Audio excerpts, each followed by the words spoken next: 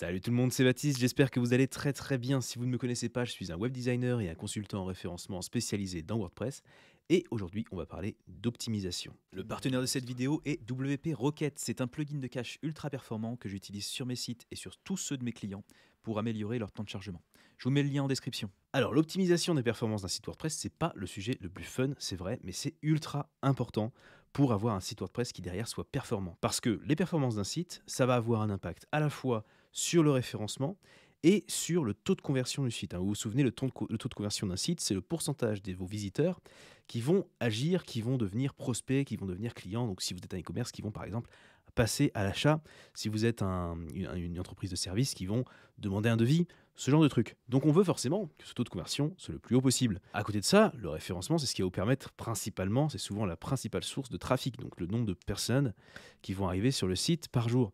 Et nous, ce qu'on veut quand on a un site WordPress, c'est qu'il y ait le plus possible de personnes par jour et qu'il y ait le plus possible de taux de conversion.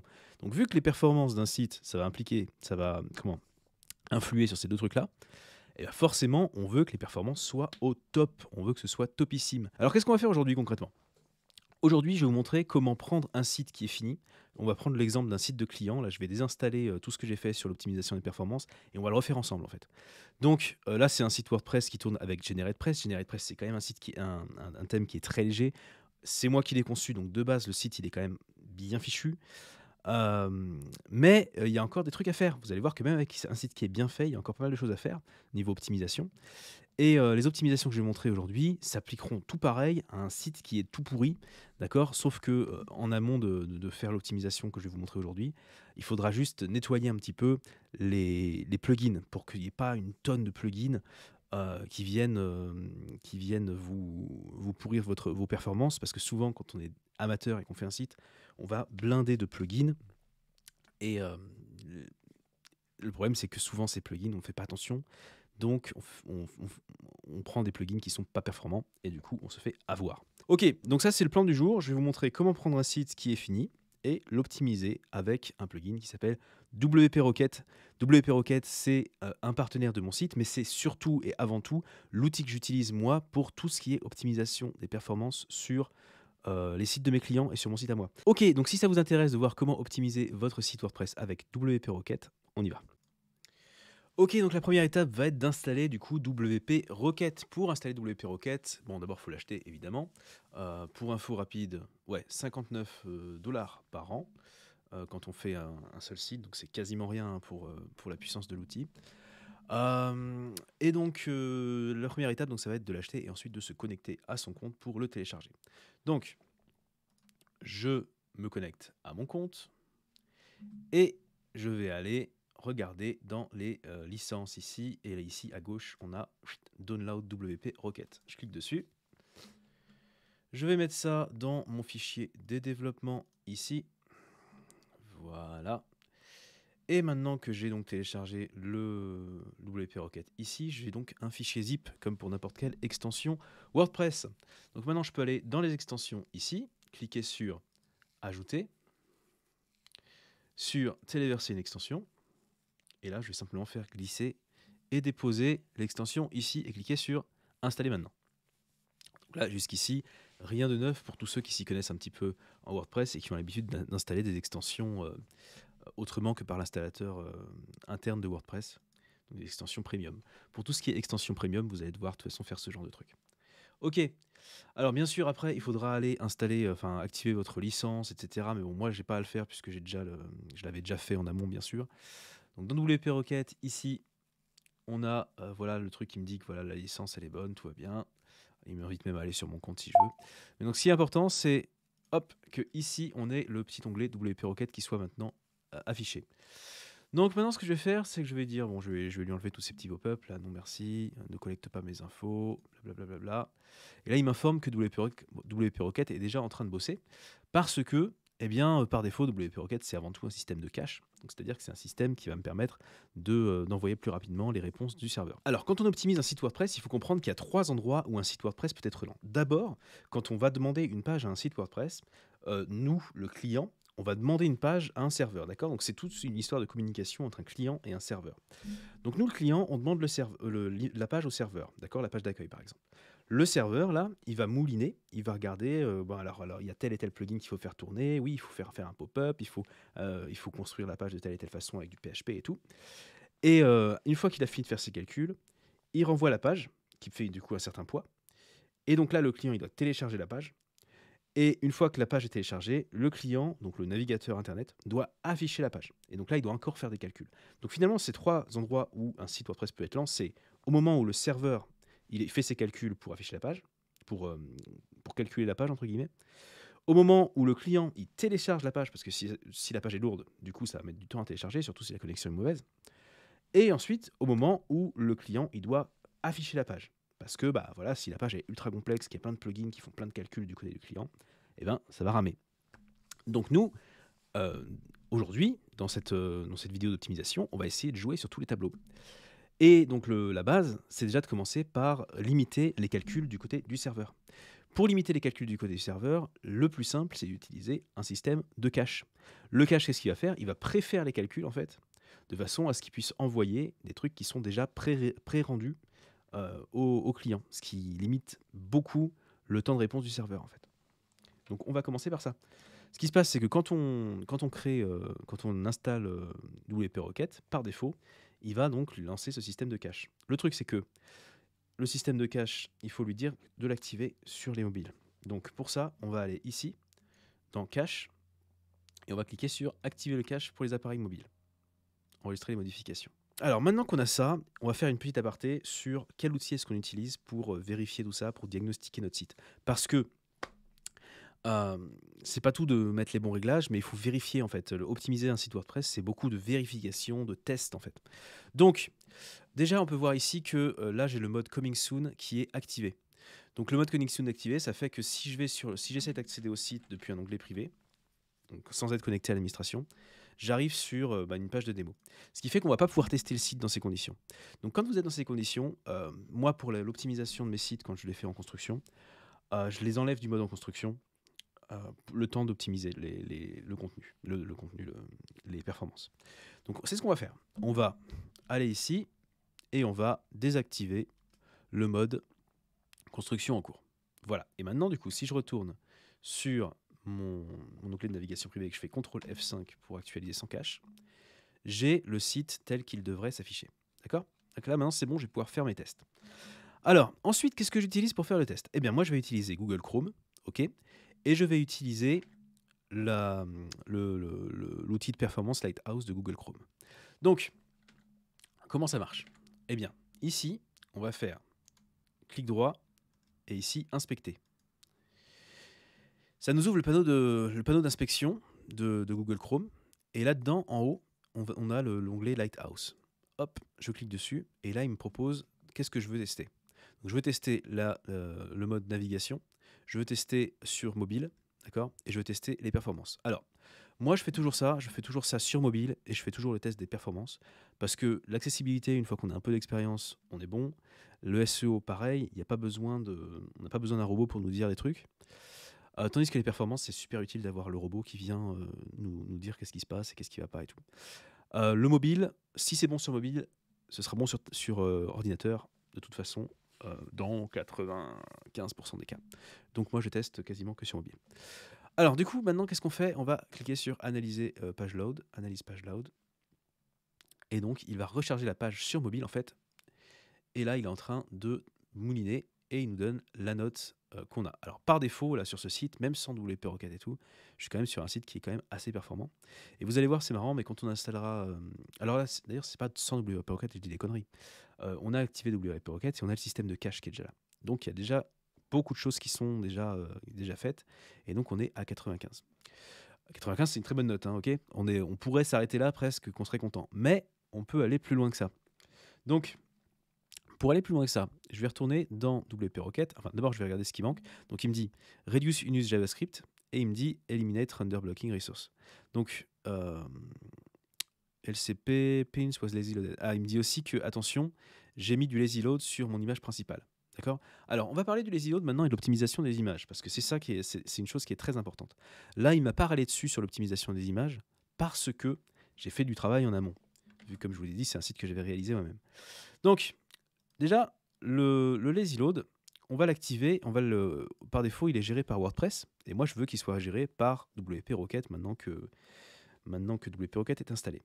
Et ce qu'on va pouvoir lui dire, c'est déjà lui dire que le lazy load, on ne veut pas qu'il s'active pour l'image principale. Alors, l'image principale, dans mon cas, c'est celle-là, la grande. Et cette grande image, elle a toujours une même classe. Je lui ai toujours mis la classe blob1. D'accord? Donc je vais prendre cette classe et je vais la mettre ici, la coller ici, pour dire que toutes les images qui ont la classe blob1 doivent être exclues du lazy load. Alors pour rappel, le lazy load, c'est le fait que l'image ne se charge, pour le visiteur, que quand l'image est à l'écran ou est presque à l'écran. D'accord? Donc c'est-à-dire que si vous avez une page qui, comme moi, là on a des images en haut et on a aussi des images en bas, et ben ça chargera que les images du haut, et les images du bas ne seront pas chargées lors du chargement de la page. Donc ça permet de limiter le poids que le client a à télécharger. Hein, on en parlait au début de la vidéo. Quand on télécharge la page, on veut une page qui soit aussi légère que possible, c'est hyper important. Ok, donc maintenant qu'on a ça qui est fait, je vais enregistrer les modifications. Voilà, là c'est modifié. Et maintenant si je fais un CTRL F5 de ce côté-là, et que je retourne dans Lighthouse et que je fais ici petit plus, et que je refais un analyse de page load, logiquement, il ne devrait plus me râler dessus.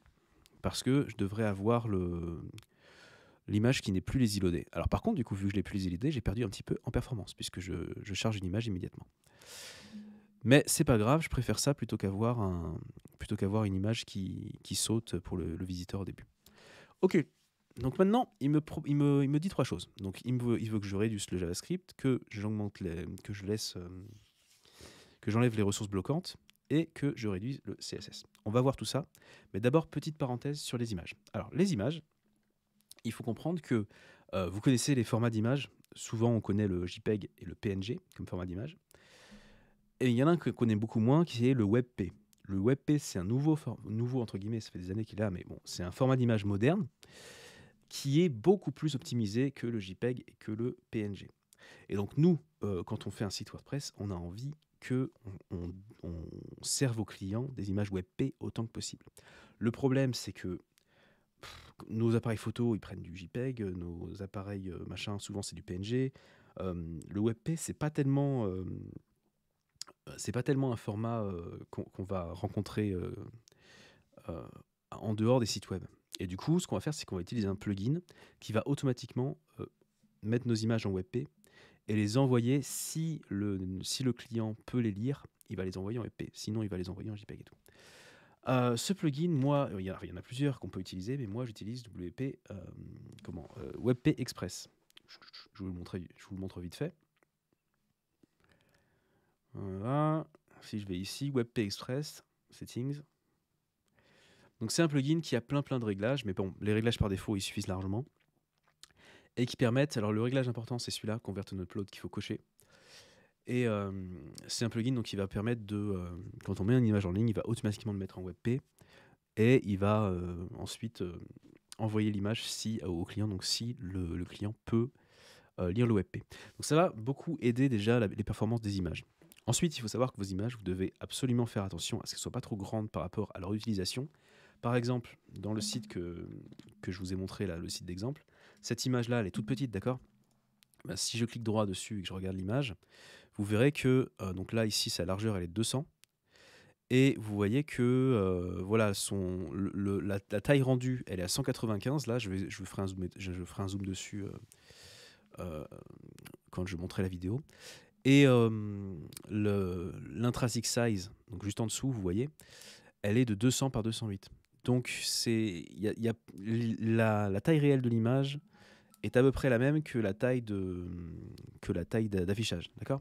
Donc il faut essayer de faire ça autant que possible. Alors c'est un peu laborieux, un peu lent à faire, mais c'est important de le faire. En passant, pensez à laisser un petit pouce sur cette vidéo. Si vous voulez plus de vidéos comme ça où on va vraiment dans le détail à l'avenir, moi ça me botterait bien d'en faire plus, mais c'est seulement si ça plaît bien sûr.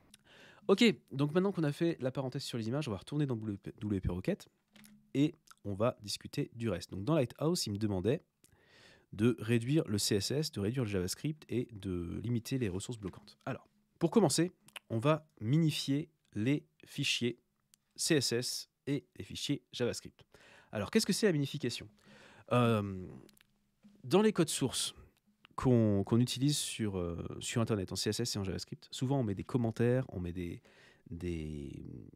on met des retours à la ligne, on met plein de caractères en fait qui sont pas nécessaires pour que l'ordinateur comprenne. Par contre, pour qu'un développeur lise et comprenne le code, c'est super utile. Du coup, ces caractères, ils ont un petit peu de poids, c'est pas grand chose, mais ils ont un petit peu de poids. Et le fait de minifier, en fait, ça veut dire qu'on dégage tous ces espaces, tous ces retours à la ligne, tous ces commentaires qui servent à rien pour l'ordinateur, de façon à vraiment limiter au maximum le poids de chacun des fichiers. Alors, maintenant, on va regarder un peu de plus près le CSS. D'accord ? Le CSS, c'est le code qui est chargé d'afficher la page, donc qui est chargé de... Non, c'est le code qui est chargé de styliser la page. Une page sans CSS, c'est juste du texte, en fait, si vous voulez. Donc le texte, le CSS est très important parce qu'il permet de faire des colonnes, de faire des couleurs, de faire des machins, etc. Du coup, nous, on veut optimiser ce CSS parce que par défaut, WordPress, il va pas trop faire la différence entre le CSS qui est utilisé sur la page d'accueil et le CSS qui est utilisé sur la page de contact. Et du coup, à moins que ça ait été codé vraiment de façon hyper serrée, avec chaque page qui a son fichier CSS à lui et tout, eh bien, souvent, il y aura du CSS qui sera complètement inutile sur la page d'accueil, alors qu'il sera utile sur la page de contact, et inversement. D'accord ? Alors, c'est un exemple. Mais du coup, sur un site qui va être gros, un site e-commerce, un truc comme ça va faire une vraie différence. Alors là, d'ailleurs, on va regarder vite fait sur le test que j'ai fait là. Si je regarde le truc Reduce Unused CSS, il me dit que ce CSS là sert à rien, mais bon, peu importe. Ce qui m'intéresse, c'est de regarder ici, là, Keep Request Count Low and Transfer Size Small.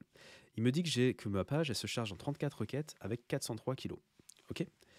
Et là, si je clique ici, je vois le détail, et je peux voir que ici, il y a une ligne Style Sheet, et il me dit que ça fait 30,4 kilos. Alors, c'est pas grand-chose, OK ?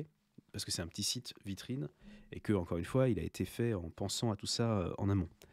Mais parfois, ici, vous aurez Style Sheets 30 et 300 kilos. Voilà, ça va dépendre. Et dans ce cas-là, en fait, plus le poids et le nombre de requêtes ici sera important, plus les optimisations qu'on va faire là sur l'optimisation du chargement CSS vont avoir un impact important. Donc là, en l'occurrence, on va utiliser l'optimisation du chargement du CSS et la suppression des ressources inutilisées CSS. Donc on va enregistrer les modifications. Et ce qui va se passer, c'est que WP Rocket il va faire un truc assez magique. Il va passer page par page, et il va regarder quels sont les CSS, les règles CSS qui sont utiles, et quelles sont les règles CSS qui sont pas utiles. Et il va, en fonction, ajuster son cache. Et ça, c'est hyper cool. Et on va voir, on va le laisser travailler. Là, il nous demande une minute et demie, je crois, de mémoire, pour analyser le site. En tout cas, pour faire au moins la page d'accueil. Et après ça, on va pouvoir tester la différence. Donc, tout à l'heure, on avait 30 kilos. On va voir la différence. Alors, normalement, la différence ne sera pas énorme, puisque, comme je l'ai dit, encore une fois, le site est déjà assez optimisé de base.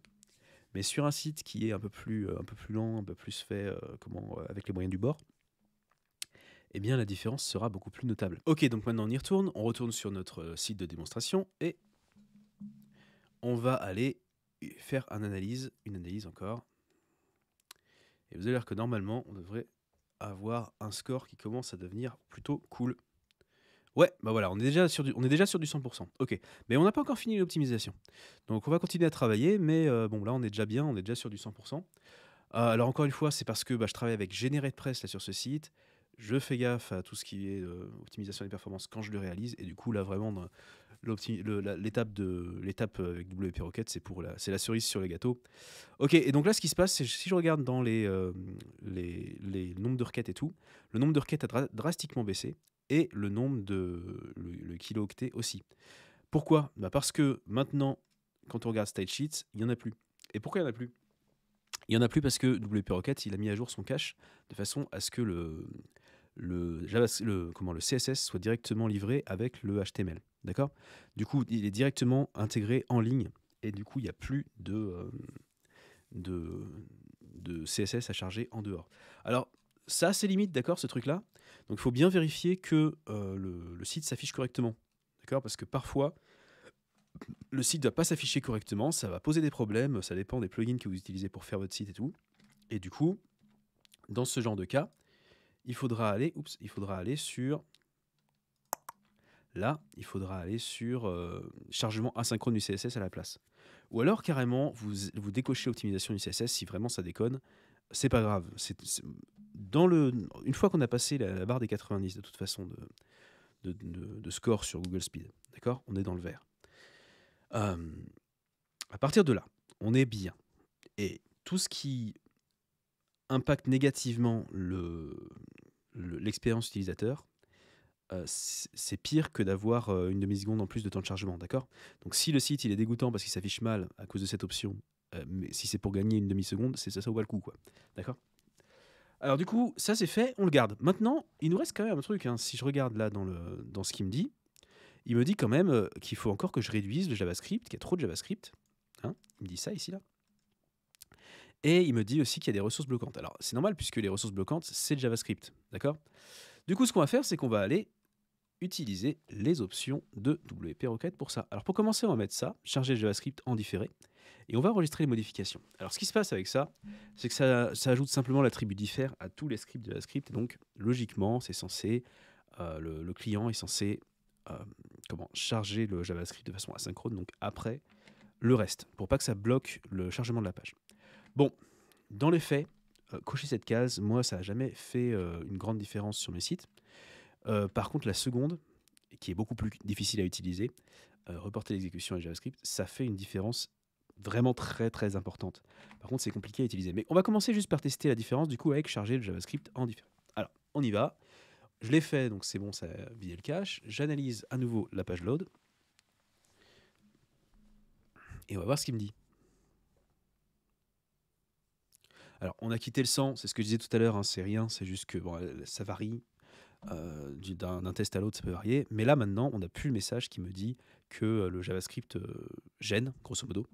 Donc, je suis content.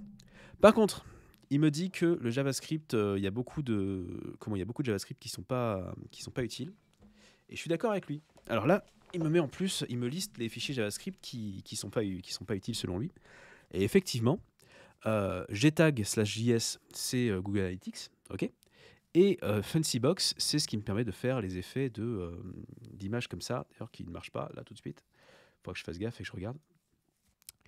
Et donc, c'est pas un truc qui est utile au chargement. Ok. Donc, ce qu'on va faire, c'est qu'on va reporter l'exécution du JavaScript. Et on va enregistrer les modifications. Et ce qui se passe quand on fait ça, c'est que le JavaScript ne va pas être chargé par défaut. Et il va être chargé uniquement quand le visiteur va bouger, va faire quelque chose sur la page, va cliquer, va scroller, voilà, quelque chose, d'accord? Va passer le curseur au-dessus même, tout bêtement. Et c'est à double tranchant, parce que forcément, si vous utilisez par exemple des animations sur votre site, comme là, moi je l'utilise, qui donc ont besoin de JavaScript pour se faire, eh ben, ça risque de poser des problèmes. Donc là, typiquement, moi là j'ai une intro où vous avez déjà remarqué, là, quand on recharge la page, le premier bloc, là, il monte à l'écran. Donc, il y a une animation immédiate qui ne demande pas d'interaction avec le visiteur. Du coup, là, si je recharge ça, si je fais juste un CTRL F5, eh bien, voilà ce qui se passe. Ça ne s'affiche plus. Et oui, parce que forcément, là, le JavaScript, il n'y a plus de JavaScript du tout qui est chargé là par défaut. Et juste quand je passe le curseur, là, ça s'affiche. Parce que là, le JavaScript se charge et là, ça travaille. Et du coup, ça, moi, ça m'embête. Parce que ça a beau être super pour les performances du site. Hein, vous avez vu, ça se chargeait en 2 secondes. Hein, quasiment instantané, c'est super. Souvent, c'est le JavaScript qui va mettre du temps, qui va impacter beaucoup les performances. Du coup, là, pour le visiteur, c'est pas cool. Parce que bon, il comprend pas ce qui se passe. Et sur mobile, je vous rappelle qu'il n'y a pas l'interaction là, de la souris qui bouge sur mobile, il ne le voit pas. Il faut qu'il scrolle du coup sur mobile pour que le système comprenne qu'il faut charger le JavaScript. Donc, c'est vachement embêtant. Alors, du coup, là, dans ces cas-là, qu'est-ce qu'on fait? Eh ben, il va falloir chercher quels sont les fichiers JavaScript qu'il va falloir exclure de ce mode de fonctionnement. Alors, pour faire ça, c'est un peu technique. On va changer d'onglet. On va quitter Lighthouse et on va aller dans Network. Et dans Network, on va aller dans JavaScript. Donc, c'est le petit icône JS là, ici. Et là, ça va me montrer tous les trucs JavaScript, tous les fichiers JavaScript que mon site utilise. Alors, d'expérience, souvent, il faut mettre jQuery en dehors de ce mode de fonctionnement là, de ce mode de fonctionnement reporté. Et souvent, ça se perd avec un autre truc. Donc, en l'occurrence, moi, j'utilise aos.js pour faire mes animations. Et j'utilise jQuery pour d'autres trucs. Du coup, on va aller dans WP Rocket. On va mettre ici 2 mots-clés pour les exclusions des fichiers JavaScript. On va mettre jQuery. Et à la ligne, on va mettre AOS. Je vais enregistrer les modifications. Et logiquement, si tout va bien, et que je retourne là-dessus, et que je fais un petit CTRL F5, voilà, ça marche. Et là, vous voyez que ici, il m'a mis bien le jQuery et le AOS. Je vais enlever ça et on va revérifier ce qui se passe sans. Je vais enlever jQuery AOS ici, enregistrer. Je vais vous montrer. Et en fait, ici, par défaut, quand on est sans rien et qu'on reporte tout, je fais CTRL F5 pour recharger sans le cache. Vous voyez que le seul fichier qui m'a chargé, par défaut, c'était les iloads. Je refais CTRL F5. Les iloads.min.js. Et c'est au moment où je passe le curseur sur la page qu'il me charge le reste. Ok. Et donc là, si je refais ce que j'avais fait tout à l'heure, donc jQuery et à la ligne AOS, enregistrer les modifications, et que je retourne là, et que je refais un CTRL F5, et bien par défaut, il me charge bien jQuery, AOS et le lazy load. Alors, comment on fait pour trouver quel fichier il faut exclure? C'est très chronophage. Alors, c'est beaucoup par l'expérience parce que quand on sait quel fichier JS on utilise et que sert à quoi, etc., c'est facile, entre guillemets. Quand on ne sait pas et qu'on a 30 plugins et que du coup, il y a genre 60 fichiers JS, tout ça, ça peut vite devenir la galère totale. C'est du test, du test, du test et du test. Alors, moi, je recommande de commencer par mettre jQuery, dans les trucs exclus, quand il y a un problème d'affichage comme j'avais là. Commencez par mettre jQuery parce que beaucoup de plugins, en fait, beaucoup de fichiers JavaScript vont être dépendants de jQuery. Donc, en commençant par mettre jQuery, vous êtes plus ou moins tranquille. Mais en fait, vous allez mettre jQuery et ensuite vous allez tester jQuery plus un autre truc. Donc jQuery plus AOS, jQuery plus machin. Là, dans ce cas-là, j'aurais pu essayer jQuery plus Fancybox, jQuery plus Sticky, jQuery plus etc. etc., etc. D'accord. Et en fait, c'est avec le test que petit à petit, vous allez essayer de voir qu'est-ce qui marche pas. Encore une fois, comme pour le CSS, si vous n'arrivez pas à faire fonctionner ça, restez sur le JavaScript différé et c'est tout. Parfois aussi, c'est avec un plugin spécifique que ça ne marche pas. Et dans ce cas-là, il vaut mieux laisser tomber ce plugin spécifique. Ça dépend bien sûr, ça va varier à chaque situation parce que le plugin est plus ou moins important, d'accord, dans les fonctionnalités du site. Mais parfois, si vous pouvez gagner 2 secondes de temps de chargement, mais qu'en échange, vous devez vous passer d'un plugin, je sais pas moi, de flux Facebook ou je sais pas quoi, en général, ça vaut le coup, quoi. D'accord. Après, c'est l'appréciation de chacun. Mais voilà, quoi. En tout cas, cette option-là de WP Rocket, pour moi, c'est une vraie mine. Les 2 options, reporter l'exécution du JavaScript et le chargement, la suppression des ressources CSS inutilisées, c'est une tuerie, c'est trop bien. C'est vraiment un truc qui va changer, qui change fortement le temps de chargement d'un site. Et pour finir, on quitte du coup le Lighthouse qui est dans le Chrome et on va aller sur PageSpeed Insights qui est l'outil donc officiel de notation de la vitesse par Google. Et moi je préfère faire ça en toute fin d'optimisation quand on est vraiment sur la fin du travail parce que ça prend un peu plus de temps à analyser. Donc là je clique sur Analyze et on va voir un petit peu ce qu'il me donne. Alors à mon avis on sera entre 99 et 100 et de toute façon c'est comme je le disais, c'est entre 99 et 100, c'est vraiment du kiff bourricot. Voilà, on est sur du 100. On est sur du 100. Et on a encore un petit peu de réduit sur du JavaScript puisqu'on a toujours le jQuery qui n'est pas utilisé à son plein potentiel. Mais je vais vous dire, c'est pas grave. Bon voilà, j'espère que cette vidéo vous aura plu. J'ai vraiment essayé d'aller dans le détail. Alors bon, peut-être que ce sera un petit peu technique pour les plus débutants, je sais pas.